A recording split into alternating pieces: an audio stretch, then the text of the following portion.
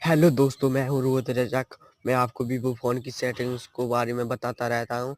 तो मैं आज बताने वाला हूँ कि अपने फ़ोन वीवो Y18-20 में डेवलपर ऑप्शन कैसे खोलें। तो सबसे पहले सेटिंग में जाएँ और फिर जाके मोर सेटिंग पे जाइए। फिर वहाँ पर आपको मिलेगा अबाउट फ़ोन। अबाउट फ़ोन में जाके थोड़ा स्क्रॉल कीजिए। यहाँ पर आपको मिल जाएगा, यहाँ पर लिखा हुआ है ना सॉफ्टवेयर वर्जन।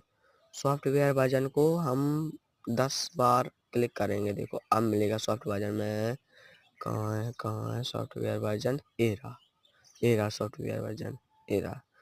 इसको हम 10 सेकंड तक दबाएंगे तो हमारा डेवलपर ऑप्शन खुल चुका है। आप देखना ये हट जाएगा तो देखो ये आ गया डेवलपर ऑप्शन। तो आप डेवलपर ऑप्शन में यहाँ पर स्क्रॉल कीजिए तो आपको ना DPI का ऑप्शन मिलेगा। DPI आप जितना भी रख सकते हो तो रख लीजिए और मुझसे जुड़े रहने